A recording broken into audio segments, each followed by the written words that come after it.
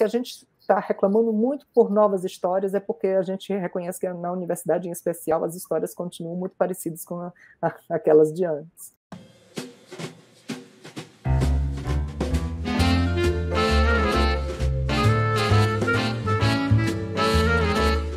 Olá, boa tarde a todos, todas e todos que nos acompanham a partir de agora. Esse é mais um programa do projeto A História em 60 Minutos, um projeto de extensão promovido pelo Departamento de História do SERES UFRN, com apoio do Programa de Pós-Graduação em História do SERES, e também com a parceria juntamente ao GT, né, o Grupo de Trabalho de Teoria da História e Historiografia da Ampul Brasil, e da Sociedade Brasileira de Teoria e História da Historiografia, a SBT-HH.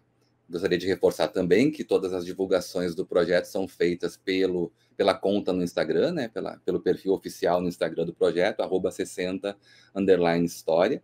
E reforçar que as entrevistas entram todas as sextas-feiras, ficam disponíveis nos canais do YouTube do Departamento de História do SERES, do PPG-HC, que é o Programa de Pós-Graduação em História do SERES, né? E também há um formato podcast que é disponibilizado também na nossa página no Spotify. Então, quem prefere ouvir as entrevistas, também tem lá disponível a entrevista nesse formato, e os podcasts também são disponibilizados às sextas-feiras, às 17 horas. Bom, fico muito feliz hoje em receber aqui também mais um convidado, professor Francisco Santiago Júnior, do Departamento de História da Universidade Federal do Rio Grande do Norte, também do Programa de Pós-Graduação em História, além do mestrado profissional em História na mesma instituição. Quero iniciar agradecendo muito pelo professor ter aceitado participar desse projeto e dizer que eu fico muito feliz com a presença. Tudo bem, Santiago? Muito bem-vindo. Tudo bom, Evandro? Ótimo estar aqui com você. O programa História em 60 Minutos eu acho uma iniciativa fantástica, tenho acompanhado todas as entrevistas, então é uma alegria poder contribuir e me sinto muito honrado com o convite, o seu convite e um convite de alguém que está no SERES, que foi uma casa da UFRN, onde eu também já trabalhei. Então, obrigado pelo convite. Exatamente. Isso é muito importante também a gente registrar, né? E também queria destacar que o professor Santiago trabalha com temas de grande relevância para a gente pensar projetos nessa direção, porque são projetos que envolvem cultura visual, cinema, né? Tem uma preocupação, então, com uma teoria que envolve o audiovisual. Então, eu também tinha essa expectativa, né? Quando nós começamos a montar na equipe a lista de convidados e convidadas, obviamente lembramos do professor Santiago para estar aqui junto nesse projeto, né, pensando o próprio formato do projeto. Então, nesse sentido também, reforço a minha alegria em recebê-lo. Mas, bom, vamos lá então. A primeira pergunta ampla, mas é bom para começar, né? A gente vai do geral para o particular depois. A pergunta que se coloca é o que é Santiago, professor Santiago, o que é a história no século XXI, o que é a história hoje, o que é a história nesse momento, na sua opinião? É uma pergunta fantástica e é uma pergunta sempre muito difícil. Eu lembro quando eu entrei na graduação em 1998, ainda no século XX, né? E aí os professores chegavam para a gente e diziam justamente como era difícil definir história. E nós tínhamos aquelas discussões de introdução aos estudos históricos, filosofia da história, porque naquela época a gente tinha filosofia da história e tínhamos teorias filosóficas no curso da UFPI, onde eu me graduei. E a gente fazia uma grande discussão, no final das contas, sobre o que era história. E era sempre muito difícil definir a disciplina, né? Muito em parte por conta também desta palavra, que é uma palavra mágica na nossa língua, né? É uma palavra que ela remete àquilo que é real e àquilo que é irreal, aquilo que pode ser sonho e aquilo que pode ser realidade, né? É o história e o história, que depois é um anglicismo nosso, né? Em língua portuguesa. Mas é muito curioso, porque durante o processo de graduação ficava cada vez mais fácil compreender, mas difícil de dizer. Mas com os anos, principalmente depois da pós-graduação, que ficou evidente que, na verdade, era uma questão mesmo de lugar de formação, a dificuldade de definir o que a gente pode pensar por história no século XXI, né? E é óbvio que eu estou aqui entendendo que história podem ser várias coisas, mudam conforme as tradições teóricas, mudam conforme os usuários da cultura disponível, né? Mas eu tendo a achar que história, enquanto conjunto de saberes ou de conhecimento sobre o passado, ela está espalhada em inúmeras plataformas. né? Em especial no mundo contemporâneo, esse mundo super audiovisualizado e super digitalizado, né, nós temos uma quantidade gigantesca de informações disponíveis, informações históricas disponíveis, apropriações de passados, se você preferir, né? E o que evidencia hoje em dia uma coisa que, no final das contas, foi real. Sempre houve muitos contadores de história, né? Nós vivemos numa sociedade abarrotada de contadores de história. E a minha impressão é que a gente sempre viveu. A grande questão é que tinham alguns contadores de história que ocupavam outros lugares sociais, né, que faziam com que eles tivessem um outro tipo de destaque na distribuição do capital cultural, isso variando de sociedade para sociedade. Mas eu entendo que, falando do meu lugar de professor, de licenciado, professor de História em História, de professor da Universidade Federal do Rio Grande do Norte, né, eu entendo que a gente pode compreender a história no século XXI a partir de 3 grandes matrizes, digamos assim, ou de 3 grandes chaves. Matriz não é bem a palavra. Eu diria que a gente tem uma primeira resposta que é uma resposta jurídica, eu acho que a gente tem uma segunda chave ou resposta que é epistemológica, e a gente tem uma certa resposta ética.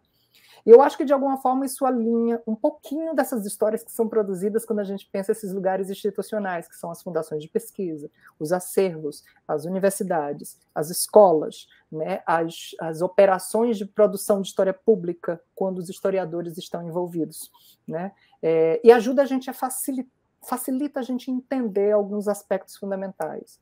Eu acho que uma chave que a gente pensa pouco é uma chave jurídica, né? Entendendo que história no Brasil está vinculado, principalmente por conta do ensino de história, a uma espécie de dispositivo legal. Faz parte do acordo e do Pacto Social Brasileiro, instituído a partir de 1988, e a gente pode pensar isso para as outras constituições, obviamente, né? Que história é importante para a formação da cidadania brasileira. E que, de alguma forma, isso está, inclusive, na LDB de 96 e continua na LDB mesmo na sua reformulação nos últimos anos.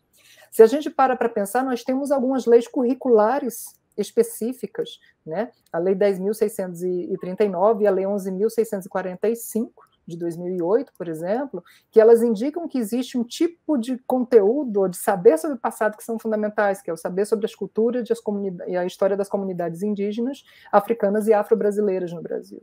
Então, se a gente pensa a rigor, esse dispositivo e essas resoluções, as diretrizes do MEC, aquilo que é definido pelos planos de curso, pelos planos políticos pedagógicos a nível da universidade, eles contêm determinados saberes específicos, funcionam como certos dispositivos, aliás, que facilitam a gente entender o que é história. E história é muitas coisas, mas muitas coisas que provavelmente história é no século XXI brasileiro, é um componente de formação da cidadania, entendendo que para isso a gente precisa saber usar o tempo como categoria de análise. Então, eu acho que aqui tem um certo entendimento na nossa sociedade, que ele às vezes é mais ou menos valorizado, mas que ele é fundante em geral, principalmente se a gente pensa nos nossos lugares institucionais de atuação. Estou pensando aqui, no mínimo, só na escola e na universidade. A gente pode expandir esse profissional que atua em vários lugares. Então, eu acho que se a gente usa a chave do dispositivo jurídico, a gente entende, em alguma maneira, que história não é tão difícil de entender o que é, né? O difícil, talvez, é a gente entender como é que essas sociedades do século XIX para cá tomaram por decisão que deviam incluir, entre os dispositivos legais, a demanda pelo saber histórico. E aí são os outros, e aqui existe um conjunto disciplinar para isso, História da Historiografia, para nos ajudar a entender, por exemplo, isso. Obviamente, essa resposta não vem à toa, tipo assim, não entra em lei porque entra em lei, né? Você tem um elemento fundamental aí, que é o fato de que a história é um saber cujas bases epistemológicas são marcadas, construídas historicamente e definidas, né? Quando eu uso o tempo como categoria fundamental de análise, eu construo uma narrativa. Na medida em que eu construo uma narrativa, para construir essa narrativa, eu uso fontes, né? O objetivo de usar as fontes é confrontar e distinguir os estratos da temporalidade. Eu gosto de pensar mais em espectros da temporalidade. Eu gosto que existem aspectos diferentes. Essa metáfora arqueológica do saber como escavação é muito interessante, mas eu gosto da metáfora, porque eu sou dos estudos visuais, eu gosto muito da metáfora da luz. Existem raios existem frequências de luz que a gente não percebe com o olho nu e que a gente precisa de ferramentas para distinguir, né? Então, eu entendo que a história, na verdade, ela distingue os elementos invisíveis da temporalidade cotidiana. né? E o uso de fontes é um dos mecanismos para a gente fazer isso. Por meio disso, a gente transforma tempo em historicidade. A gente marca o tempo como um tempo da inconstância, da impermanência, né? E, claro, fazemos tudo isso usando um método histórico. E existe também toda uma trajetória pela qual se configurou esse saber, né? Como, primeiro nesse formato de seminário e universitário, dialogando diretamente com os métodos científicos, formulando as suas diversas tradições históricas que se pretendiam, culturais, que se pretendiam científicas e que fincaram lugares nos institutos históricos, nas universidades, nas escolas, né? E nas fundações culturais, nos acervos e por aí vai. Então, quando a gente pensa essa epistemologia do saber, né? Quer dizer, essa base específica que diferencia os historiadores entre os contadores de história, né? Se a minha resposta começa, na verdade, a história não há monopólio para o passado e nem para a história, existem vários contadores de história. Talvez a diferença destes contadores de história, vinculados também àquele dispositivo legal, é essa formação específica, né? Esse métier cujo ofício é marcado por um reconhecimento não apenas de pares, mas por um reconhecimento amplo do que é um saber que é metodicamente controlado, embora não seja metodicamente controlável, eu penso, né? Então, então a gente tem aí e eu acho que no século XXI a gente está em alguma medida nesse reconhecimento desse lugar epistemológico muito bem definido, cujas regras têm que ser explícitas, né? Então todo historiador tem que dizer como ele trabalha, ele tem que ser capaz de dizer como ele trabalha. Todo historiador tem que saber por que ele pode trabalhar com o que ele está trabalhando, não apenas cientificamente, mas também juridicamente, né? Por isso que a gente trabalha com cultura afro-brasileira e história africana, por exemplo, em sala de aula. Dentre outras coisas, porque tem uma demanda legal para isso, né? E que nos ajuda a diferenciar, nesse universo dos diversos contadores de história, aquela forma de contar que oferece algum ganho que não está previsto nas outras formas, né? E que funciona, se não como um árbitro, que talvez seja muito pretensioso isso, mas como algum caráter orientador, como algum caráter mediador, né? Claro que isso deu origens a determinadas ideias de que apenas os historiadores sabem fazer história direito. E hoje em dia a gente tem aí todo o manancial de estudos manancial é uma metáfora meio feia, né? Mas temos todo esse conjunto de historiadores trabalhando com história pública e também toda essa clareza de que nós temos que ouvir as histórias das comunidades, né, como histórias dotadas elas próprias de valor e de capital cultural significativo e de saber efetivo sobre o passado. Então, nós estamos num outro momento também em que a gente está relativizando essa forma epistemológica nossa e ampliando o diálogo social, né? Ampliando, portanto, a possibilidade de que história não é simplesmente a história produzida exatamente como nós produzimos na universidade, né? Por outro lado, a gente desenvolve uma reflexão sistemática sobre como é que isso deve ser feito, por que nós fazemos isso e como nós podemos fazer isso. Porque não basta simplesmente desejar neste caso. O terceiro elemento, para concluir minha fala, eu acho, é a gente pensar numa espécie de chave ética, né? Nós temos uma chave jurídica, uma chave epistemológica e uma chave ética, que é que tipo de sujeito social seremos cada um, ou seremos em conjunto, como historiadores, na hora em que nós relacionamos essa forma de saber instituído, que tem uma base legal, às vezes, né? E, ao mesmo tempo, e essa forma de saber sistemático ou epistemologicamente marcada no diálogo social. E como isso cobra do professor, cobra do historiador, cobra do curador, né? Cobra da pessoa que trabalha no museu, que monta a exposição, cobra de quem está trabalhando na pesquisa no acervo, na organização de acervos, cobra da gente uma posição, que é uma posição de fato, de reflexão efetiva de onde é que nós contribuímos no grande debate social que é a cultura, né? Eu acho que essa resposta ética, ela é uma resposta fundamental, ela é variante no tempo, mas certamente ela sempre trabalha numa sociedade democrática pela ampliação da diversidade, da tolerância e pela ampliação do direito a todas as diferenças humanas que possam existir.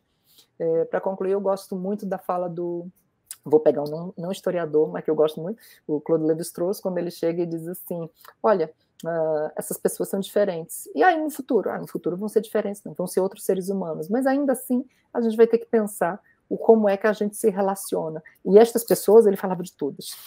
Ele não falava das comunidades primitivas, ele estava falando de todos os seres humanos, né?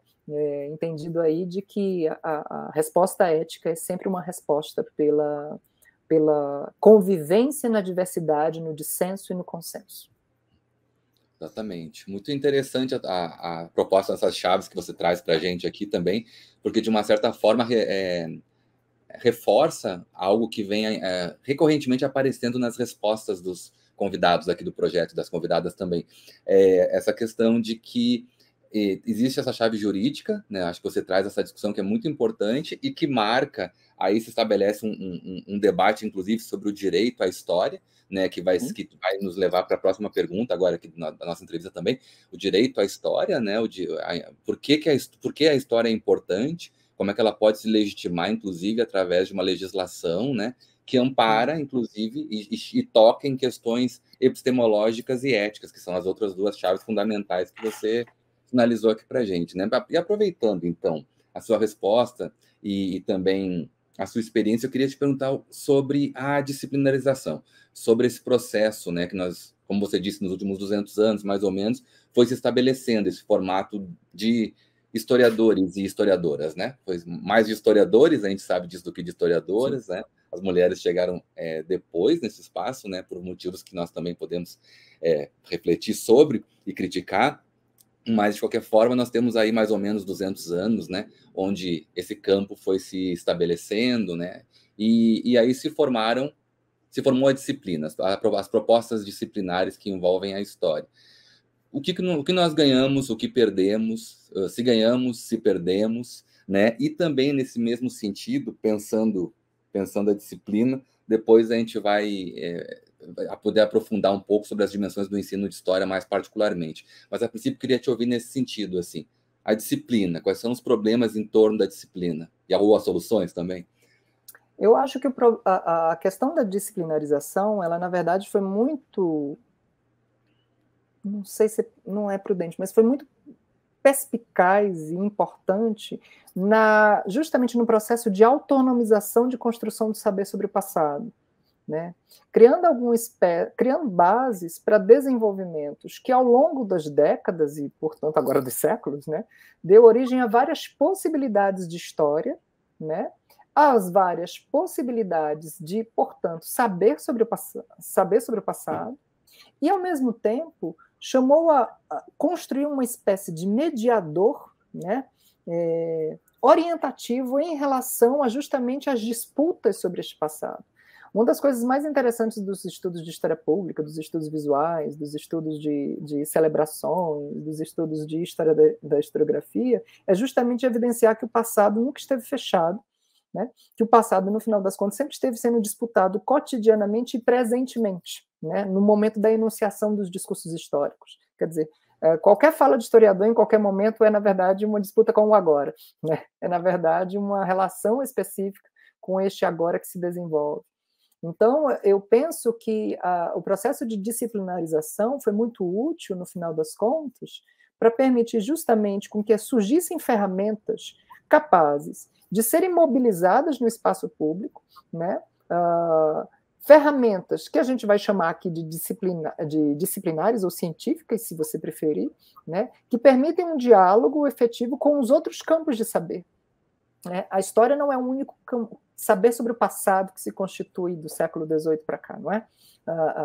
Você tem a geologia, você tem um grande ramo específico da astronomia, como história do universo, você tem, por exemplo, a paleontologia, você tem a arqueologia, você tem a história da arte, você tem um conjunto de disciplinas que estão passando por um processo, literalmente, de cientificização, né, no sentido de diálogo com os métodos científicos, e que tem, por fim, no final das contas, produzir uma espécie de mediador comum entre a produção dos vários passados atuantes socialmente. Nesse sentido, eu entendo que aquilo que acontece no século XIX, como um momento decisivo em muitos países de processo de autonomização e disciplinarização, foi muito pertinente justamente para construir ferramentas que, no final das contas, não precisam pertencer apenas a historiadores, né? Eu acho que essa é uma questão fundamental. Inclusive, se a gente pensa, por exemplo, a questão do ensino de história, né, da apropriação do procedimento histórico e de aspectos do método histórico na formação dos cidadãos, né, que é o entendimento, em alguma medida, do ensino de história no Brasil, você tem literalmente uma possibilidade de que isso se espraie socialmente e sirva como mediador nas relações humanas, né? A gente pode dizer a mesma coisa do ensino de história das ciências, né? A gente pode dizer a mesma coisa dos estudos de biologia, dos estudos de química, física e por aí vai. Na medida em que esses estudos adquirem eles são produzidos metódica e disciplinarmente, eles são, no final das contas, controlados por pares, eles adquirem um conjunto de procedimentos que os limitam seus alcances, mas também abrem as suas possibilidades, né? E na medida em que, por exemplo, isso sai desse lugar fechado, que é o lugar do cientista, para pegar uma metáfora aqui do físico, isso tem alcance social diferenciado.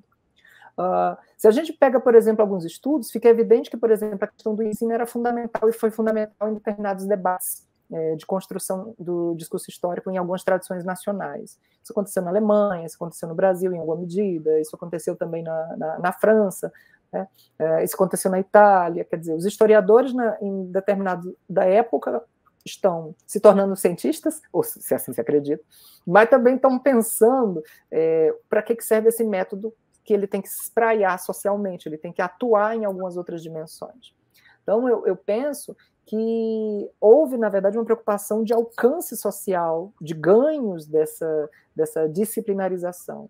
O que eu penso, porém, é que a partir de um processo cada vez mais intenso, de imersão nos ambientes de produção, nos lugares sociais do historiador convencionais, né, como, por exemplo, a universidade em especial, mas também os institutos históricos, em alguma medida, num determinado momento, pelo menos, você tem ali, me parece que aí você teve um afastamento, principalmente a partir de no século XX, um certo afastamento dos ganhos da disciplinarização no debate público, porque pareceu cada vez mais que nós historiadores sabíamos o passado que deveria ser sabido por todos, né?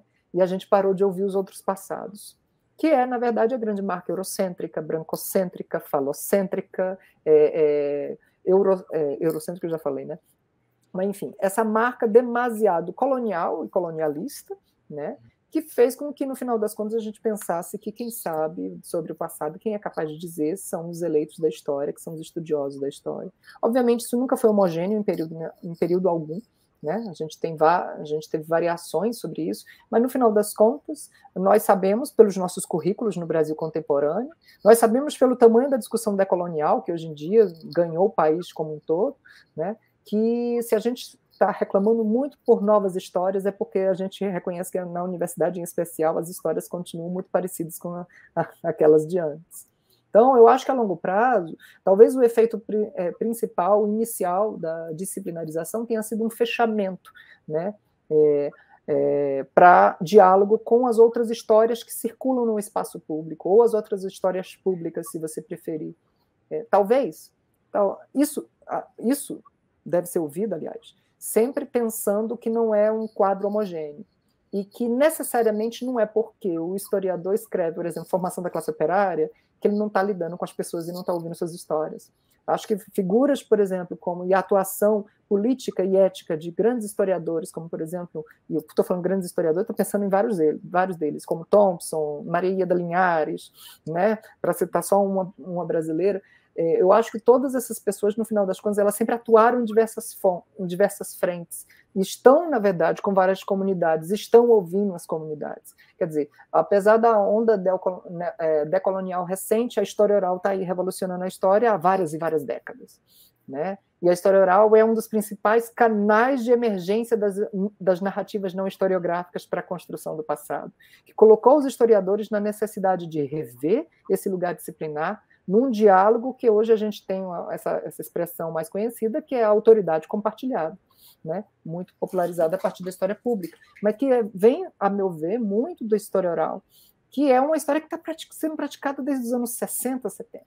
Né? Então, por esses historiadores, em diálogos, em vários projetos de atuação, de encontro com públicos diferenciados, né? De expansão e de construção de cenário político, penso eu. Então, assim, nós temos uma demanda, eu acho que no Brasil o grande problema foi a máquina universitária.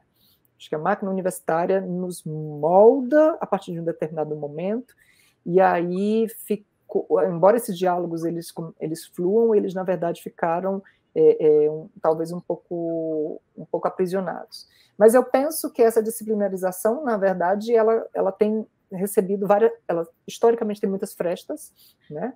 E que eu acho que nos últimos anos, na minha opinião, século XXI, em especial de 2015 para cá, a grande marca da historiografia brasileira é justamente rever esse diálogo, reconstruir as bases do método científico, do método histórico, né? Do método histórico em diálogo com os diversos saberes históricos que circulam na sociedade. Então, assim, houve ganhos, houve perdas. Eu não sou desses muito triste, não, que acho que foi muita coisa ruim, não. Eu acho que teve muita coisa.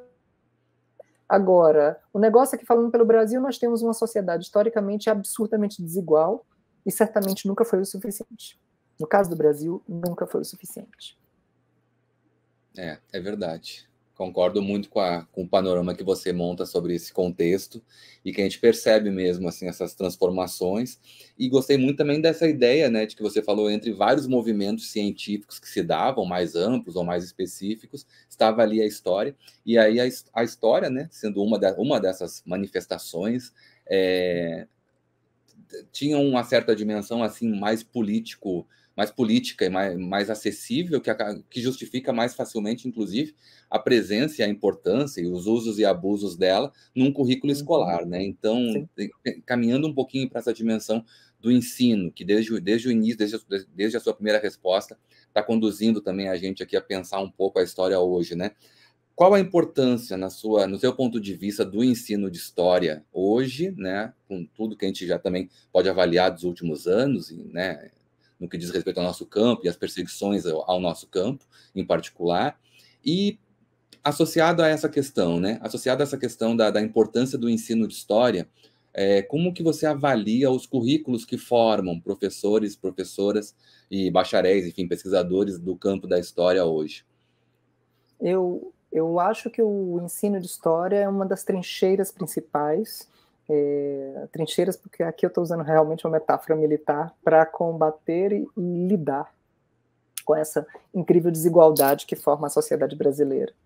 Eu gosto muito da ideia do Frederic Barth, quando ele chega, em alguma medida a ideia do Pierre Bourdieu também, que quando a gente coloca assim, a cultura é um sistema de distribuição de conhecimento. Esse conhecimento é distribuído hierarquicamente e desigualmente, de maneira com que se constituem frequentemente estruturas de privilégio e estruturas de periferização e subalternização. Ele não diz dessa forma, essa forma eu estou traduzindo para o século XXI, estou traduzindo como Santiago entende, como eu entendo, né? Mas eu acho que a sociedade brasileira, como todas as sociedades, ela é isso, né? Ela é um sistema de distribuição de saberes, e de sobrevivências, né, de vivências que se moldam e se constroem numa hierarquia brutalizada, né, e numa periferização constante das camadas menos favorecidas, dos sujeitos, aliás, que às vezes nem precisam ser camadas, menos favorecidos. Durante anos a gente pensou que o ensino de história, nesse sentido, ele era muito importante porque ele permitia a formação da nacionalidade e da cidadania, entendendo isso como conhecimento sobre a nação e integração na comunidade nacional. Mas com as décadas, principalmente na segunda metade do século XX, ficou cada vez mais evidente que isso nunca foi real, né, no sentido pleno da palavra, pelo menos, e que não basta conhecer a história do Brasil para integrar-se à sociedade brasileira, né? Eu acho que a gente pode ver isso de alguma forma nos debates sobre os monumentos nos últimos anos, em especial com essa onda do Covid, a onda de destruição de monumentos de 2020 para cá, que foi contemporânea da pandemia. Houve muita discussão entre nós historiadores sobre o que a gente faz ou o que a gente não faz, se nós devemos ou não manter os monumentos, mas o que eu acho que houve de mais forte foi uma consciência da comunidade de historiadores que nossa aula não tem sido suficiente, né? Por outro lado, a nossa aula é o nosso instrumento fundamental de trabalho, né? A aula é um acontecimento, e se ela não é suficiente, talvez ela não seja talvez a sua insuficiência nasça muito mais da maneira como nós dialogamos com a sociedade do que dela em si mesma, né? Obviamente, nós vivemos numa sociedade que, em especial, dos últimos 4 anos, entrou em vários processos de negacionismos, né, e anticientificismos, que também colheu a história, em alguma medida, né? Isso faz com que o ensino de história se torne mais importante ainda, né? Se ele é, desde 1988, juridicamente necessário, né? Ele está expositiva. Tem uma palavrinha que eu estou esquecendo, mas está relacionado com o dispositivo. Mas, enfim, ele está definido pelo funcionamento do dispositivo, né? E depois, com todas as outras leis, a LDB e todas as resoluções que de lá para cá foram construídas, foram substituídas pelas secretarias da educação, pelo Ministério e por aí vai, nós ocupamos um lugar estratégico na formação da cidadania brasileira, né? O ensino de história é importante, no mínimo por pacto social, né? Mas ele também é importante porque neste pacto nós atuamos na formação dos sujeitos, né? Onde os conteúdos sobre o passado, né, os temas substantivos, vamos chamá-los assim, são parte estruturante, esse é o entendimento que nós fazemos, da maneira como aquele sujeito vai se inserir socialmente, né? Só isso, para mim, já torna o ensino de história fundamental, né? Agora, por outro lado, o ensino de história imaginado como saber sobre a Revolução Francesa em si mesma, ou sobre a Primeira Guerra Mundial em si mesmo, ou sobre o Egito Antigo em si mesmo, esse ensino de história não funciona, né? Que a aula de história, nesse sentido, ela não vai ser suficiente. Ela só vai ser suficiente quando esses objetos do conhecimento forem acoplados com a necessidade de inserir os sujeitos, que são, nesse caso, os alunos, né, as alunas, os alunos, né, na sociedade, entendendo-se como seres temporais, seres que articulam o tempo como categoria de análise, que é o que o historiador contribui na formação escolar. Então, isso só vai funcionar de fato quando a gente conectar isso significativamente na vida dos nossos alunos, das nossas alunas e dos nossos alunos, né? Por quê? Porque se não for dessa forma, bem, eu acho que a gente pode fazer conhecimento científico sobre o Banco da Praça, né? No sentido que eu posso contar a história daquele Banco da Praça da forma mais metódica e cientificamente segura possível, segura, aqui entre aspas. Mas se essa história não for significativa, ela não vai ter impacto em sala de aula, né? E para ter impacto em sala de aula, tem que ampliar, portanto, o regime de escuta, né? Nós temos que saber escutar nossos estudantes, né? Temos que saber incorporar as suas narrativas de passado, aquelas que já circulam na vida deles, seja familiarmente, seja por comunidade religiosa, seja por comunidade de bairro, seja por hábito como espectador de séries, de filmes, ou como jogadores nos variados games virtuais que existem, né? Nós temos que incorporar isso como um diálogo onde o sujeito do aprendizado se reconheça como sujeito, né? Onde literalmente a gente compartilha a autoridade. E, nesse sentido, eu acho que o ensino, se ele já tem um lugar estratégico, ele estrategicamente funcionaria mais poderosamente, né? Porque ele funcionaria naquele sentido que eu estava falando lá no início, né? A história como um mediador, né? Como um orientador no diálogo entre os diversos passados que a gente encontra em sala de aula, né? Para a construção do significado do presente, né? A partir do acesso ao passado. E me parece que é isso que a história no ensino fundamental e no ensino médio. A partir do acesso ao passado, reconstruir a relação com o presente de uma forma a criar instrumentos orientativos para ingresso na cidadania e para a expansão da cidadania no Brasil. E aqui eu estou pensando em ensino de história, ensino fundamental, ensino médio. Eu estou pensando aquilo onde nós, professores, atuamos quando a gente sai da universidade e a gente entra numa escola, seja ela pública, seja ela privada, né, para fazer um aluno trabalhar com República Velha, né, para usar um termo literalmente velho de República, dos conteúdos de História do Brasil no pós-abolição. Você tem ali... Como é que isso se torna significativo? Isso só se torna significativo com o diálogo, né? Pedagogicamente realizando procedimentos de escuta, fazendo com que a nossa aula de história possa finalmente incorporar aquilo que atingiu o monumento que foi atingido, que foi derrubado, que foi incendiado. onde a gente consiga entender que, olha, esse passado ele é disputado, não há monopólio sobre ele, e que nessa sala de aula a gente também trabalha com isso. Isso é muito difícil, isso não é simples, mas eu penso que isso seria estratégia, isso é uma forma estratégica. Aí, passando para a questão para o segundo lado da pergunta, não sei, eu espero ter te respondido de alguma forma, mas passando para o segundo lado da pergunta, sobre a questão dos currículos. Os currículos têm mudado muito nos últimos anos, né? Eu pessoalmente tenho visto em várias universidades uma mudança curricular significativa. E eu agradeço muito que não é mais o currículo no qual eu me formei. Eu estava até contando isso hoje em sala de aula. Eu lembro que quando eu entrei na universidade, um amigo meu chegou para mim e perguntou: o que vocês estudam na universidade quando faz história? Como assim? O que vocês estudam? Não, porque eu ingressei agora na engenharia, né? Na engenharia a gente vai ver uma série de coisas que não passa na escola. Mas na escola eu já não via a pré-história, eu já não via o Egito Antigo, eu já não via a Idade Média, eu já não via o Brasil sendo conquistado, eu já não via esses governos recentes, eu já não vi a história inteira. Né? O que tem para estudar ainda? E eu fiquei assim, sem chão. Eu estava no primeiro período, fiquei sem chão, meu Deus, né? Como é que eu respondo isso? Né? Eu tenho colegas que acham que história é isso. História é só ampliar a quantidade de saber que você tem sobre o passado, que já está organizado na forma de uma síntese histórica, antiga, tradicional, eurocêntrica, cronológica e frequentemente teleológica. Né? E aí, assim, eu não fico surpreso que eu tenho ouvido isso em 1998, quando eu ingressei no curso de História. Né? Eu fico surpreso que isso ainda seja pensável hoje. Né? Porque os currículos precisam continuar mudando. Né?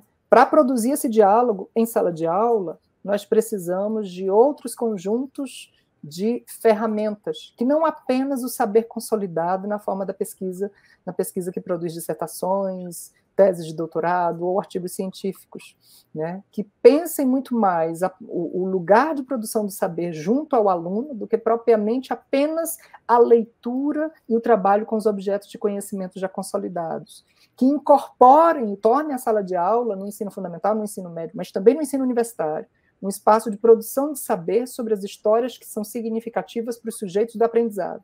Né? Aqui eu estou sendo bem freiriano, bem paulo freiriano, então aqueles que não gostariam de Paulo Freire nesse momento, pode parar de ver a entrevista agora. Né? Eu estou pensando mesmo no saber que é significativo, que é um saber que dialoga com aquilo que há de melhor produzido em termos de conhecimento historiográfico sobre qualquer tempo histórico, mas que entende que isso é um instrumento para produzir também outra coisa. Né? E aí, para concluir, falando sobre a questão, eu posso falar com mais cuidado do currículo do curso de História da UFRN, esse currículo precisa mudar muito ainda. Nós continuamos tendo uma narrativa, uma estrutura curricular que ela é narrativa, ela é cronológica, ela é ainda eurocêntrica, né, com algumas respirações de outros temas. Temos um componente curricular de história indígena, outro de história da África, e por aí vai, e que eu acho, tanto na licenciatura quanto no bacharelado, ainda pouco vinculada às diversas produções de procedimentos de diálogo e de intervenção social. Então, é fraco de história pública, é fraco de trabalhos em acervos, trabalhos com educação patrimonial, né? É fraco justamente nos aspectos de ferramenta, né? E aqui eu estou sendo bem técnico mesmo, mas nos aspectos de produção de ferramentas que faz com que um professor de história, né, ou um bacharel consiga entender que ele tanto é capaz de escrever um artigo científico, um artigo que vai ser publicado numa revista de qualis qualquer, né? Quanto ele é capaz de produzir qualquer espécie de outro tipo de narrativa que esteja baseada de alguma forma no uso do método histórico, no uso do tempo como categoria de análise, seja na forma trabalhando no acervo, trabalhando numa curadoria museal, trabalhando como uma assessoria técnica, por exemplo, na produção de um filme, na produção de um roteiro de série, de um game ou qualquer outra coisa. Então, eu acho que esses aspectos, no caso, falando pela UFRN, a gente ainda deve muito, e é uma batalha nossa agora produzir essa reforma. Mas eu tenho visto muita coisa boa no Brasil afora, né? Inclusive na UFRN, a gente produz de outras formas essas coisas, mas a partir de outras chaves. Mas eu tenho visto muita coisa boa que ainda é possível, que demonstram como os historiadores, na verdade, estão pensando que, olha, ou a gente tem que mudar esse professor. A gente tem que sair desse lugar de aqui reclamar quem nos formou de um jeito e produzir os novos, os historiadores, os professores que conseguirão fazer efetivamente aquilo que a gente disse que a gente não conseguia fazer. Né? Temos que sair desse lugar. Né? Aquela coisa, o livro didático não está bom, então a gente tem que dar um jeito. Né? É a gente que dá um jeito. E é muito interessante porque a sua resposta me fez pensar aqui que esse espaço da formação, enfim, esse espaço da sala de aula, pelo que você traz na sua reflexão, leva a gente a pensar que é esse espaço justamente dessa sincronização entre as experiências que estão colocadas ali e o tempo histórico, né? Que esse você falou, é muito difícil de fazer. De fato mas é o espaço, o melhor lugar para isso acontecer, provavelmente seja, não o único, mas um dos melhores lugares, provavelmente seja a sala de aula, né? E essa sincronização passa por essas questões de currículo, de pensar o currículo, levar para uma dimensão técnica e prática mesmo de como é que a gente vai trabalhar, porque eu acho que tanto, né, a dimensão mais propriamente criativa, quanto a parte mais, assim, metodológica, podem caminhar juntas, né, nesse tipo de experiência. Então, essa ideia eu gostei de pensar, assim, te ouvindo, né, sobre a sala de aula como essa sincronização, então, de temporalidades que são trazidas pelos sujeitos. E você ainda reforçou que façam sentido para essas pessoas também. Não é só uma dimensão, assim, né, profissional, que já é muito importante, mas é uma dimensão quase existencial, política, assim, de que seja importante para quem está frequentando aquele espaço também, né? E aproveitando, então, essa questão da sincronização, qual é o teu ponto de vista sobre a recente o reconhecimento, né, a batalha por reconhecimento da profissão de historiador e historiadora no Brasil? É tão recente, né, tem 2 anos essa conquista, tem uma dimensão jurídica também, tem a ver com algo que você já falou. Qual é o seu ponto de vista sobre isso, sobre esse fenômeno e, enfim? Eu sou um entusiasta da ideia, um grande entusiasta da ideia. Eu acho que ela, no final das contas, evidencia para nós uma necessidade da gente se reconstruir para a forma como nós vamos e pretendemos, desejamos atuar na sociedade brasileira.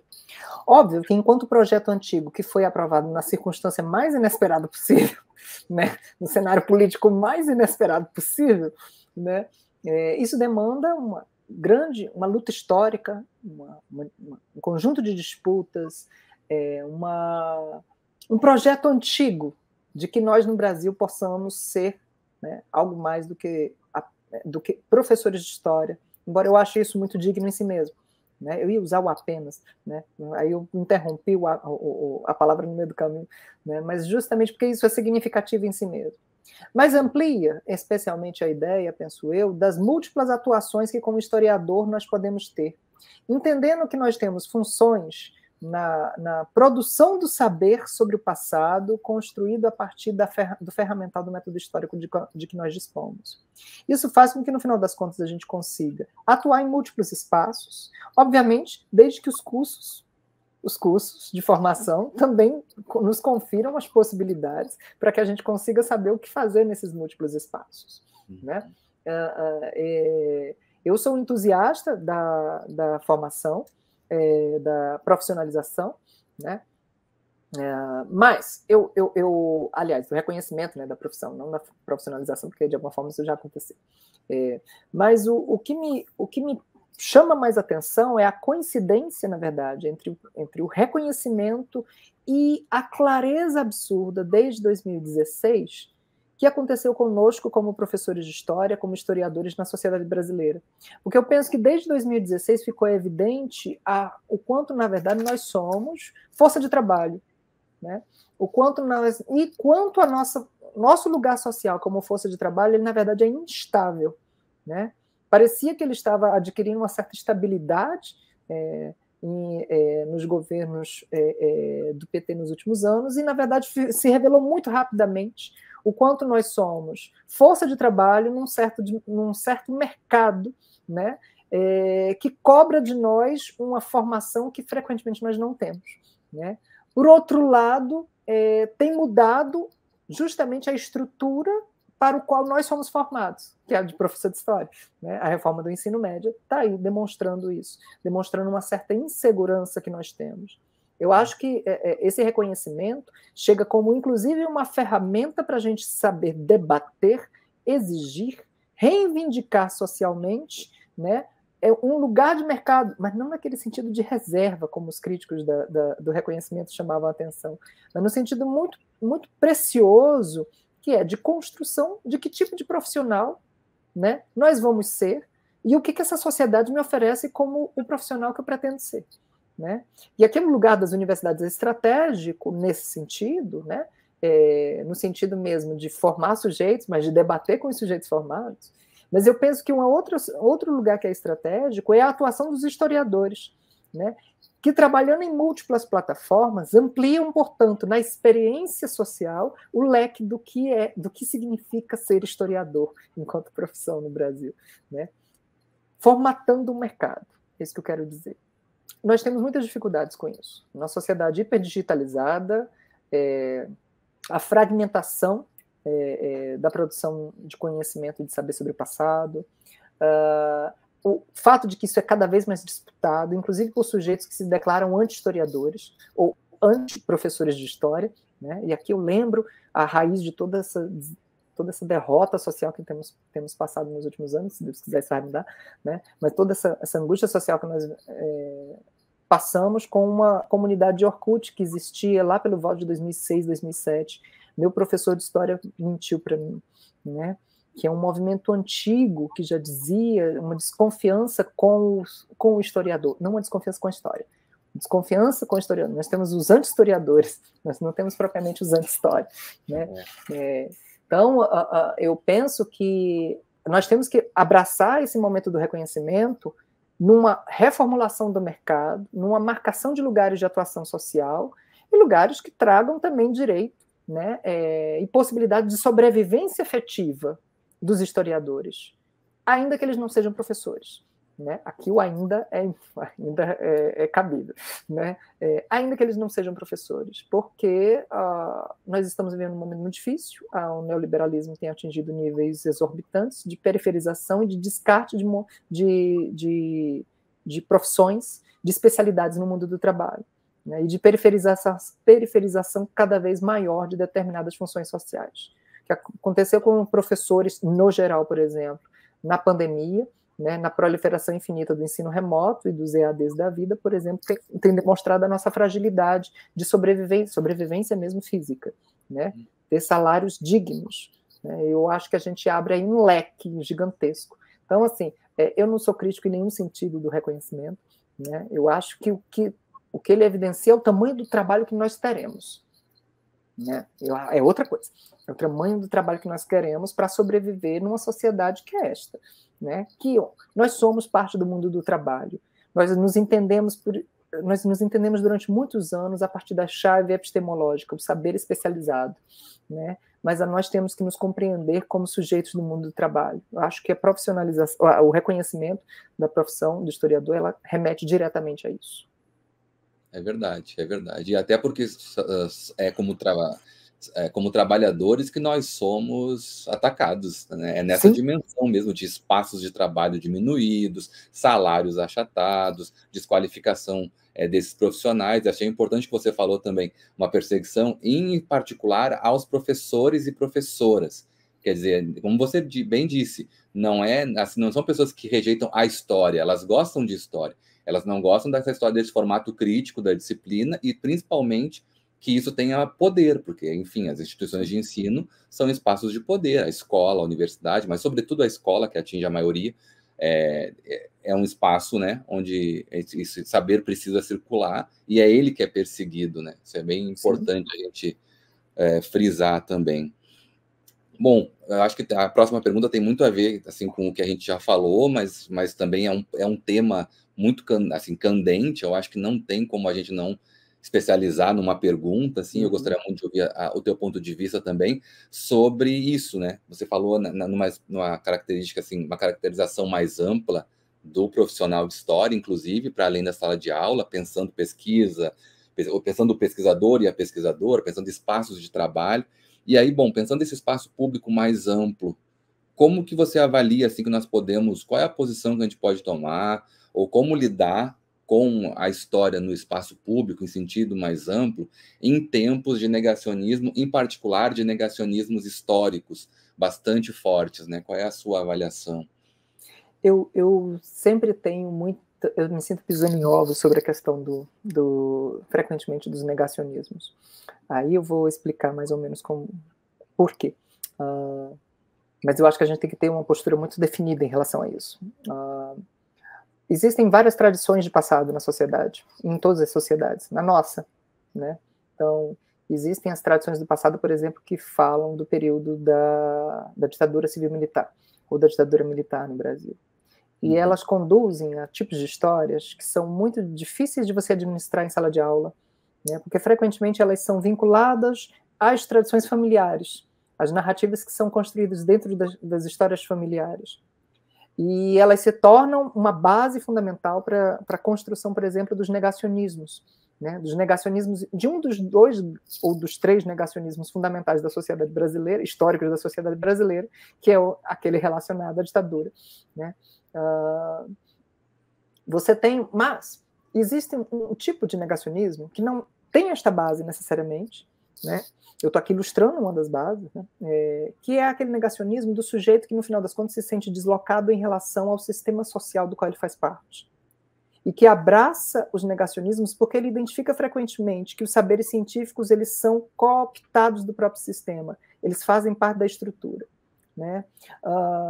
Eu acho que frequentemente, inclusive, nós não conseguimos entender como, por pior que sejam as nossa situação de trabalho como professores frequentemente no Brasil, o professor frequentemente é vinculado ao lugar do sistema. Ele é vinculado ao sistema, à desqualificação da escola, à falta de aparelhagem da escola, ao descaso do Estado, porque ele é uma figura do Estado e da autoridade. É muito interessante acompanhar as dissertações do Prof. História, inclusive a nível nacional, porque o Prof. História, no caso, mestrado profissional, né, de História. Uma das coisas mais interessantes são, frequentemente, os professores, os autores das dissertações, eles fazem um relato de como ou eles constroem um quadro social da escola. E é muito comum que várias das resistências ao aprendizado estejam vinculadas justamente porque o professor é vinculado à figura da autoridade, né? Mas há um Estado que, no final das contas, tem profundo descaso, há uma sociedade cujo mercado tem profundo descaso, né? Há estruturas de trabalho que têm profundo descaso pelos pais dos alunos, pelos próprios alunos e por outras coisas mais. E aí esse terreno da desigualdade se torna um campo fértil para o desenvolvimento dos negacionismos, né?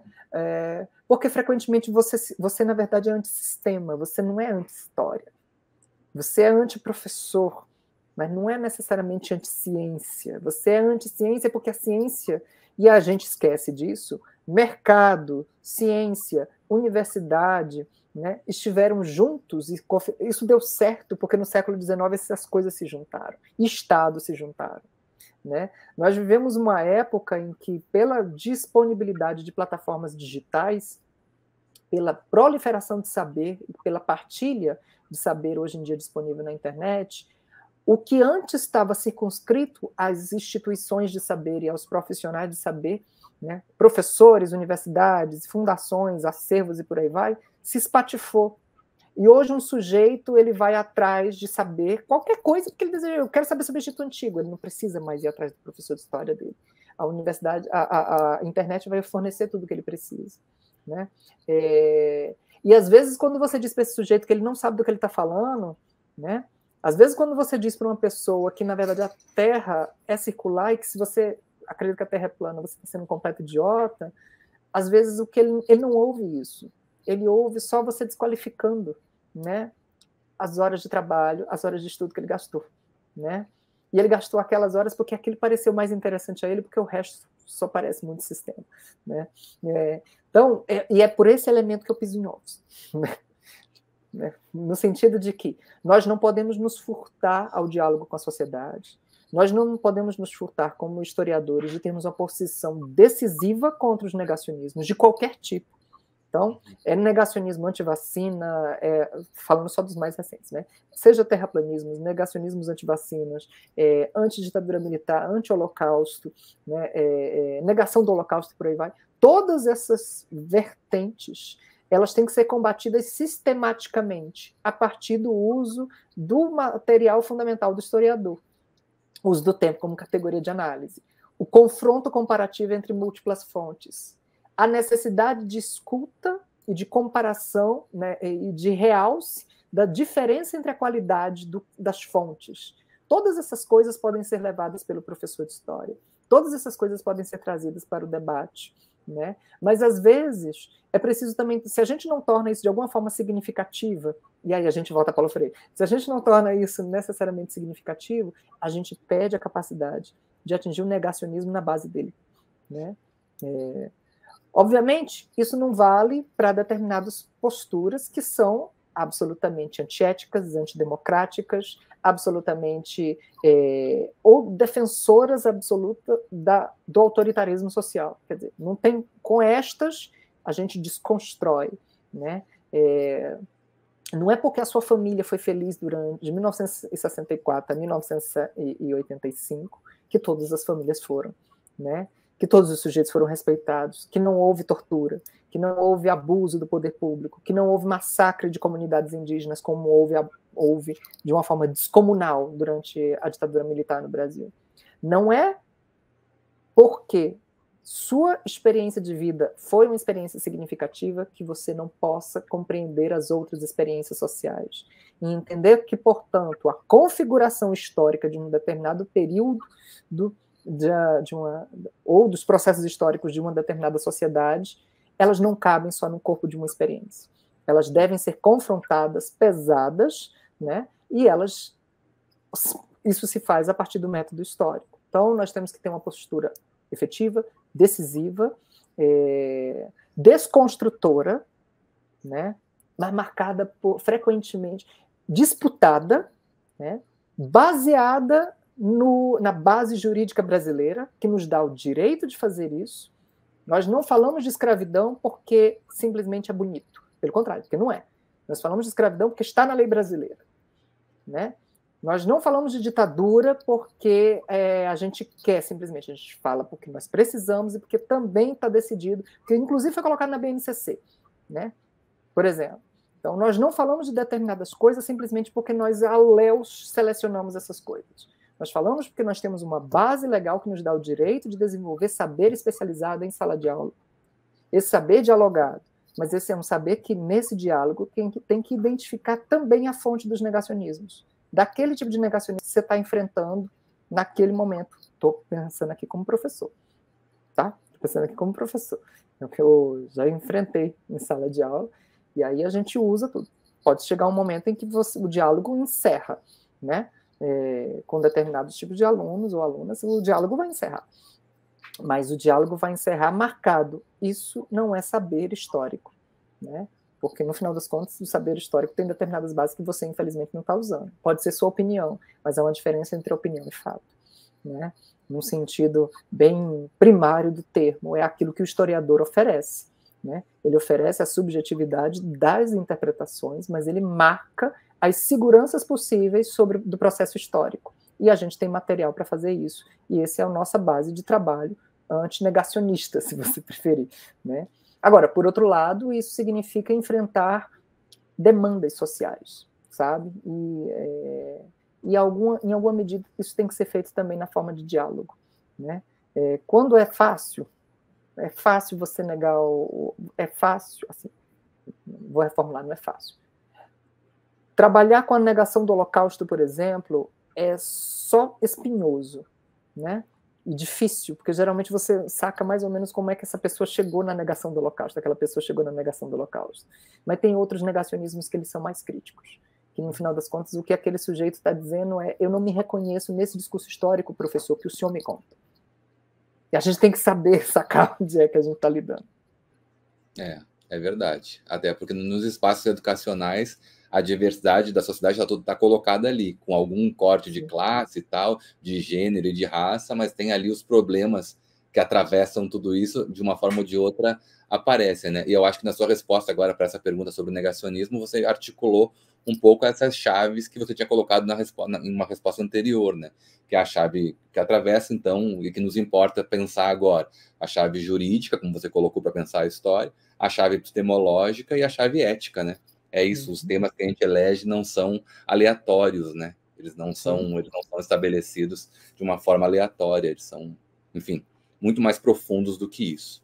Mas, Sim. bom, o nosso tempo tá acabando, mas eu ainda tenho uma pergunta última que eu gosto muito de colocar, eu gosto muito de ouvir as respostas, na verdade, a essa pergunta. E no grupo de discussão do projeto também eu noto que quem participa do grupo e comenta, analisa as entrevistas também gosta de ouvir, que é essa última pergunta mais particular, assim, bem, de fato, um ponto de vista bastante específico, assim, tem uma carga subjetiva maior nessa pergunta, que diz respeito a como você avalia, né, como profissional de história, como professor, como é que você avalia, né, a gente falou bastante sobre ele ao longo da entrevista, que o tempo histórico passa, conforma, atravessa a vida das pessoas hoje em dia, aqui no, né, em particular aqui no nosso país, enfim, nas experiências mais diretas, e também de como que a história, né, a história também em sentido amplo, você pode pegar como você preferir, como que a história faz sentido ou atribui sentido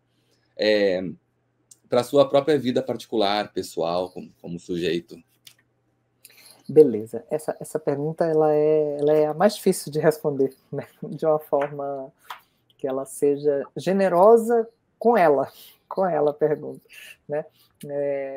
Porque eu entendo, eu vou dar uma resposta meio técnica e teórica e depois eu vou dar uma resposta mais impressionista, mas pessoal, o que eu quero dizer com a resposta técnica, né? De que forma o tempo histórico ele faz parte da vida das pessoas?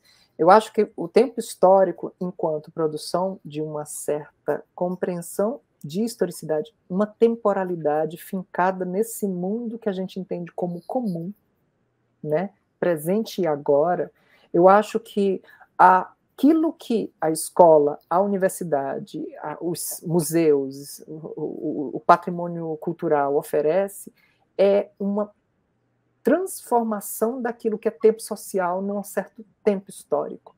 É a transformação, eu estou tentando colocar isso de uma forma menos complicada, é uma transformação, no final das contas, de um conjunto de referências, de experiências sociais inseridas no tempo, comuns, que, no final das contas, por mais que você ache que Deus criou o universo, né, há 7.000 anos, como muitas pessoas acreditam, elas não conseguem fugir do fato de que nos últimos 100, 200 anos as coisas aconteceram como a gente está trabalhando na escola, né?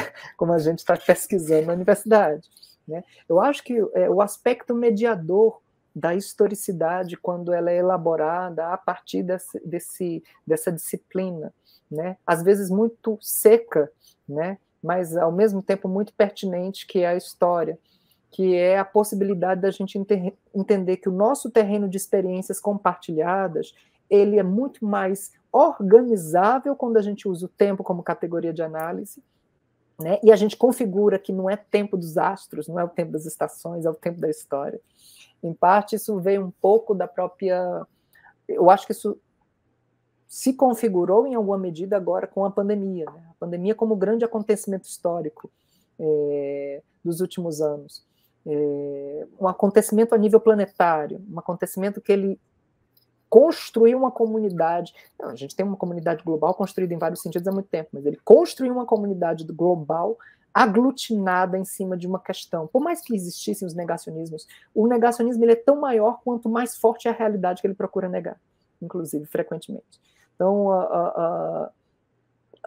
se a gente pensa um momento crítico, como, por exemplo, aquele momento da missa do Papa, em 2020, né, quando ele aparece na Praça de São Pedro, né, com a praça completamente vazia, uma cena absolutamente histórica, única, né, em que todo mundo entendeu o que aquilo estava fazendo, tanto você que estava isolado, quanto aquela pessoa que, por 1000 motivos, não pôde se isolar, porque o mercado do trabalho não permitiu a ela esse privilégio. Né? Todos eles unidos numa experiência comum, onde você entende, isso é o meu agora deste tempo.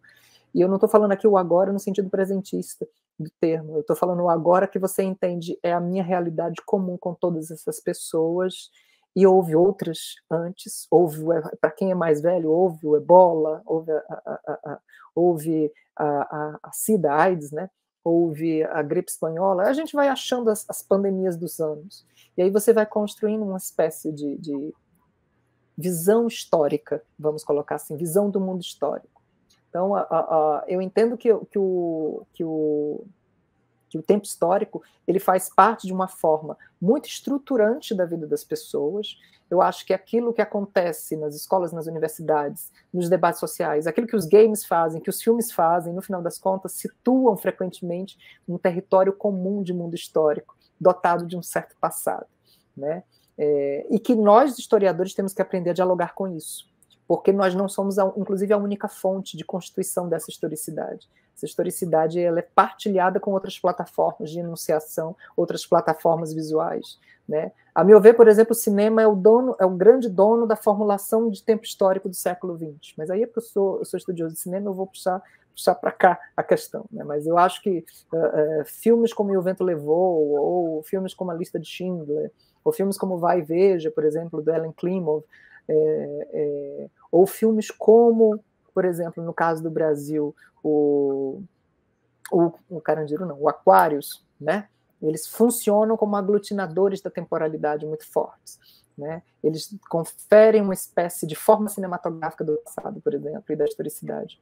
E a gente tem que aprender a dialogar com tudo isso. Então, isso, de alguma forma, já caminha para a parte mais impressionista da minha relação, né? Que é a segunda parte da pergunta, né? Qual é o sentido da história para a minha vida? A história me ajuda a lidar com a impermanência, né? Com a impermanência de todas as categorias humanas que eu encontrei até hoje para poder lidar com a vida, né? Todas desde as categorias políticas, para quem que eu voto, né? As categorias éticas, mas também até as categorias existenciais mais básicas. Qual é o papel do amor na minha vida? Qual é o papel, por exemplo, das relações tóxicas, das relações boas, das relações de amizade, onde cada vez mais você vai, como historiador, você vai percebendo que elas são impermanentes e que, no final das contas, a história me dá uma ferramenta pessoal para eu lidar com essa impermanência. Para mim, a história é quase uma ferramenta budista, né? Que aponta sempre para a noção de desapego, né? Mas que entende, no final das contas, que desapego não é abandono, né? É pelo contrário, é reorientar-se em relação àquilo que tem de valor, né? Selecionando no debate no momento presente aquilo que de fato é pertinente. Aqui a gente vai para a escolha ética, né? Para mim, a história é existencial. Como sujeito, Santiago Júnior, na minha família eu sou Júnior, né? Como sujeito Santiago Júnior, eu entendo a história como estratégica para eu olhar uma crise familiar e eu olhar assim, mas parte dessa coisa toda que está rolando é essa impressão de momento. A gente precisa voltar um segundo e saber como é que a gente se orienta melhor. E quem me ajuda a fazer isso é a história. Não sei se eu respondi de uma forma boa, né? Mas quem me ajuda a ser gente na minha relação com os meus alunos, a saber o que escutar, a procurar saber por onde escutar, na minha relação com a minha família, na minha relação comigo mesmo, inclusive na minha relação com a minha espiritualidade, é a história, né?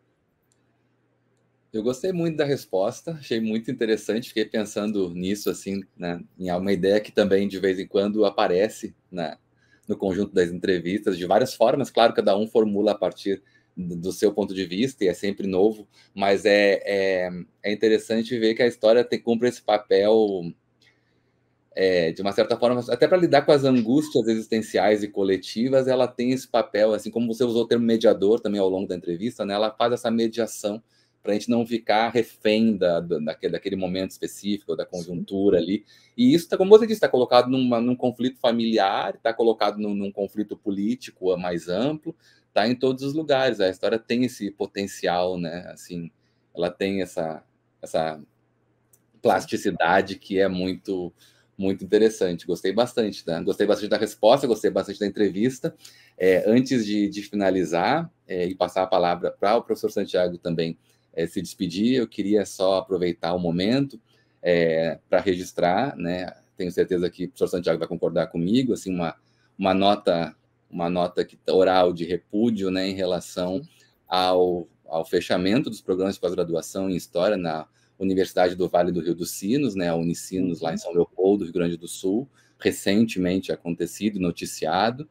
Várias notas nesse sentido também foram colocadas, né, e acho que a gente falou muito aqui na entrevista sobre a importância, temos falado, né, sobre a importância da história, sobre as responsabilidades que nós assumimos, e sobre o quanto é importante que haja esse espaço para a história, existir, ser produzida dessa forma, né, e ter essa característica, e um fechamento de um programa de pós-graduação importante, como era o da Unicinos, né, como é o da Unicinos, com uma revista muito bem avaliada, um corpo docente também muito comprometido, com alunos formados, né, Brasil afora também, muito bem formados Brasil afora, é algo a lamentar, é algo muito grave, né? Eu considero algo realmente assim muito, muito grave, sinal dos tempos. Eu acho que esse projeto não é, obviamente, nós sabemos que não é recente, de fechamento de espaços para a história e para as humanidades de maneira geral, mas, infelizmente, a gravidade do momento, né, a maldição dessa conjuntura que nós vivemos hoje, permitiu que isso fosse aventado e realizado, né? Então, eu queria registrar aqui, assim, né, o meu repúdio em relação a isso, que é um repúdio de toda a nossa categoria profissional, com toda certeza, né? Mas, bom, feito esse registro, quero novamente agradecer, foi uma ótima entrevista, Santiago, muito obrigado por ter aceitado participar do projeto, por estar aqui com a gente essa semana, e agora eu passo a palavra, então, para as suas despedidas. Eu agradeço, Evandro, a oportunidade, me junto a você na nota de repúdio, acho o que aconteceu com a Unisinos um absurdo, né, descomunal, que só evidencia, no final das contas, a nossa fragilidade institucional nesse momento, e também uma fragilidade do mercado. Acho que engraçado, eu nem estava pensando, né, no episódio exatamente quando estava falando, mas meio que configura justamente os nossos campos de necessidades de disputa, de marcação, de repúdio e de atuação de fato contra o desmonte da produção do saber científico, do saber histórico, do saber que tem funções mediadoras fundamentais na sociedade brasileira. Então, assim, me junto a isso, fico feliz de estar aqui com você hoje para poder me juntar a essa nota de repúdio, né? Mas agradeço demais a participar desse programa, desse projeto que eu acho fantástico, né? Como mais uma das vozes que se junta pela história no Brasil contemporâneo do século XX. Então, agradeço muito e espero que todos gostem da nossa conversa. Tá ótimo. Eu gostei muito. Muito obrigado. E a gente volta, então, com mais um programa da série, né? Da temporada desse ano, desse projeto, A História de 60 Minutos, na sexta-feira que vem, às 17 horas. Muito obrigado e até lá. Tchau, tchau.